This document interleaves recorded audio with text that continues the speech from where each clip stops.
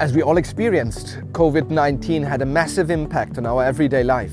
Think about it. We had to wear masks, we had to use a lot of sanitizer, a lot of people started social distancing, some of us had to live in isolation for some time. Of course, COVID had a critical impact on our everyday life. So there's an aspect that we should consider. Behavior is relevant for sustainability or sustainable development.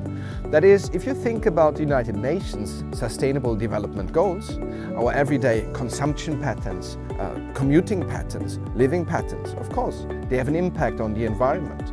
And in that regard, we tried to figure out in our research to which extent COVID-19 changed our everyday behavior and to which extent this change in behavior then had an impact on sustainable development in Hong Kong.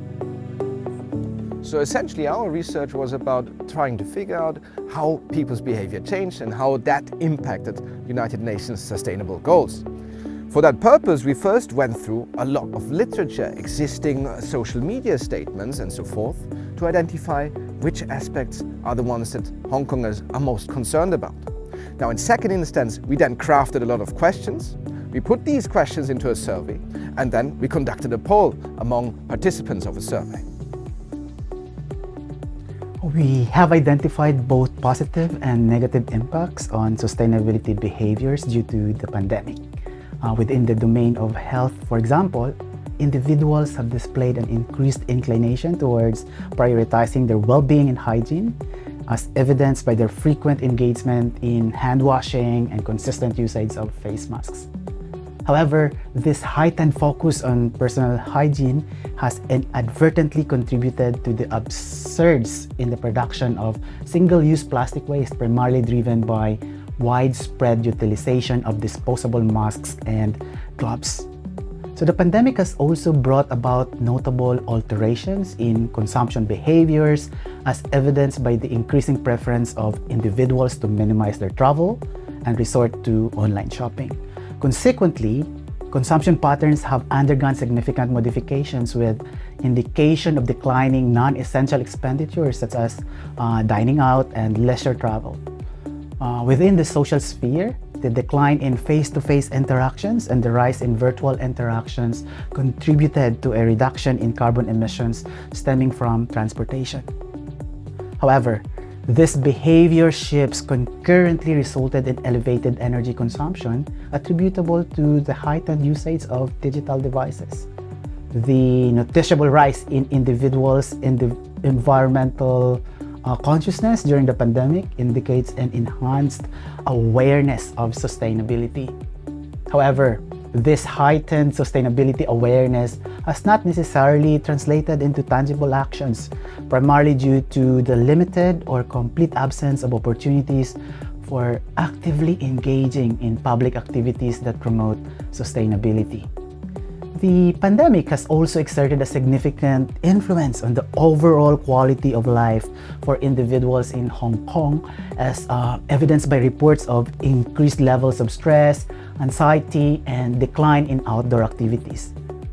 Within the domain of institutions, residents of Hong Kong have experienced convenience through online transactions.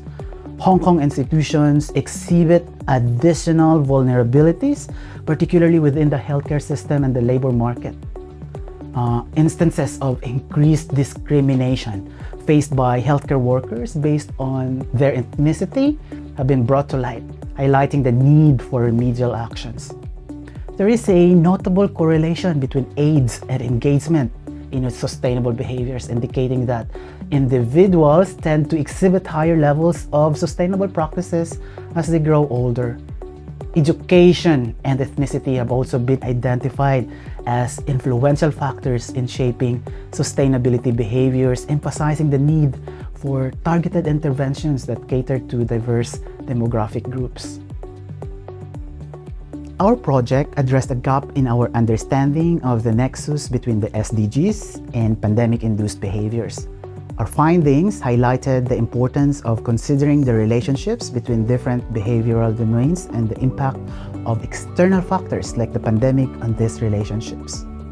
So the results also emphasize the importance of promoting sustainable behaviors such as environmental consciousness, and the potential benefits of spending time in nature for overall quality of life.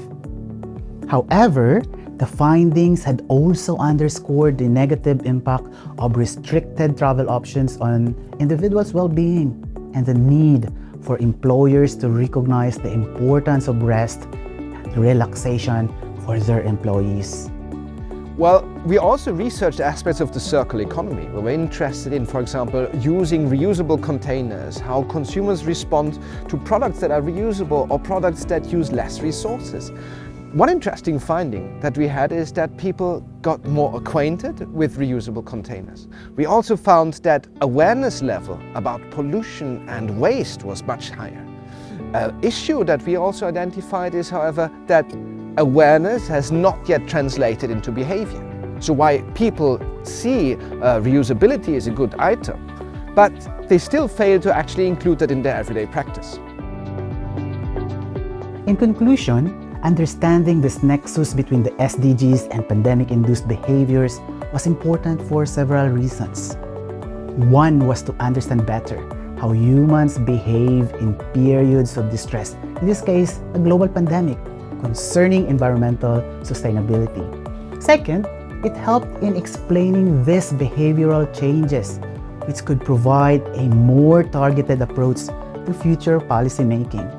And third, this information could now assist us in designing recovery agenda and new policies that incorporate sustainability and insights from behavioral shifts.